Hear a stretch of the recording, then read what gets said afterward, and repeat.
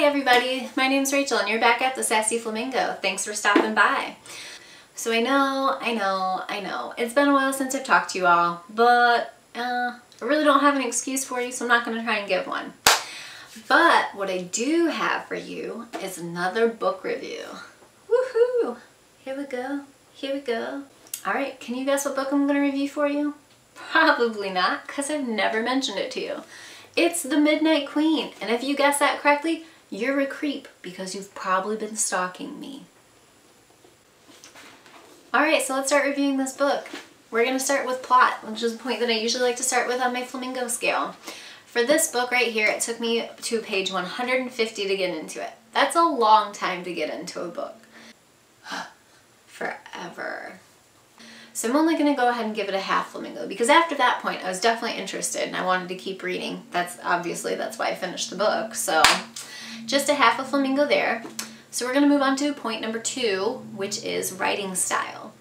I felt that part of the reason I had a hard time getting into this book was because of the author tried too hard. They tried to write in this elaborate text with these descriptions that just went on and on and on.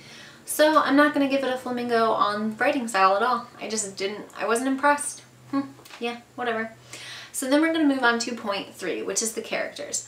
The characters were pretty well developed. I would say Sophie and Gray were interesting enough, and I did not see them falling in love. I didn't think that was going to happen. Nor did I see the professor being a stone cold killer. That was definitely interesting as well.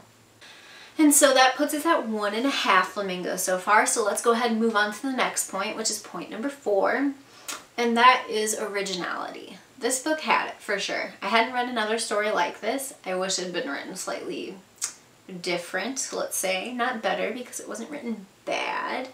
Just didn't enjoy it. Maybe it just wasn't for me. Anyway, so moving on, let's talk about that originality. It was there. The characters were original. So, the plot was original. Check. Check, check. That means we're at 2.5 flamingos, for those of you who are counting and keeping track.